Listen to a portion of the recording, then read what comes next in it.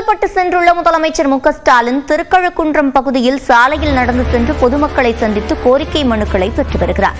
அதன் நேரடி காட்சிகளை பார்த்துக் கொண்டிருக்கிறோம். கூடுதல் விவரங்களை செய்தியாளர் கோகுலிடம் கேட்கலாம். கோகுல், விவரங்கள்.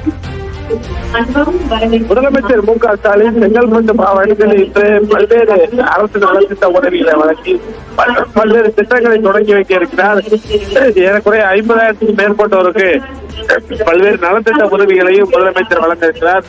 தற்பொழுது முதலமைச்சர் திருக்கழுக்குன்றம் பகுதியில் பொதுமக்களை சந்தித்து கோரிக்கை மனுக்களை பெற்று வருகிறார். அதே போல செங்கல்பட்டு மாவட்டத்திலும் சாலையிலேயே செங்கல்பட்டு நகர்ப்புற பகுதியில் சாலையிலே நடந்து சென்று பொதுமக்களை சந்தித்து கோரிக்கை மனுக்களை பெற இருக்கிறார். ஏறக்குறைய 50,000க்கும் மேற்பட்டோருக்கு நலத்திட்ட உதவிகளையும் செய்ய இருக்கிறார்.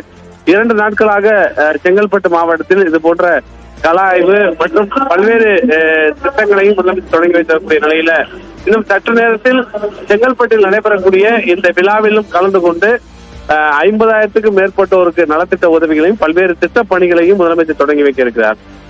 அடுத்தடுத்து வேறு என்னென்ன நிகழ்வுகளில் பங்கேற்க இருக்கிறார் கோகுல்? கட்சியுடைய நிர்வாகிகளை சந்தித்து அடுத்த ஆண்டு சட்டமன்ற தேர்தல் நடைபெறக்கூடிய நிலையில கட்சி பணிகள் மேற்கொள்வது குறித்து ஒரு முக்கியமான ஆலோசனை கூட்டத்தை நடத்தினார். தற்பொழுது திருக்கழுக்குன்றம் மற்றும் செங்கல்பட்டு பகுதியில் சாலையிலே நடந்து சென்று பொதுமக்கள் மற்றும் கட்சி நிர்வாகிகளை சந்திக்கிறார். அவர்களுடைய கோரிக்கை மனுக்களை பெறுகிறார்.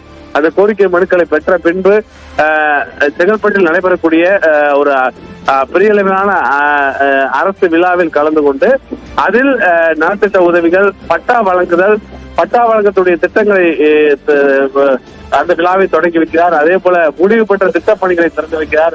புதிய திட்ட பணிகளுக்கு அடிக்கல் நாட்டுகிறார். 50,000க்கும் மேற்பட்டோருக்கு நலத்திட்ட உதவிகளை வழங்குகிறார்.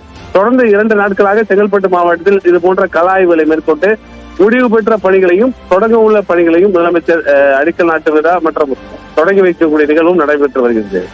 விவரங்களை வழங்கியமைக்கு நன்றி கோகுல்.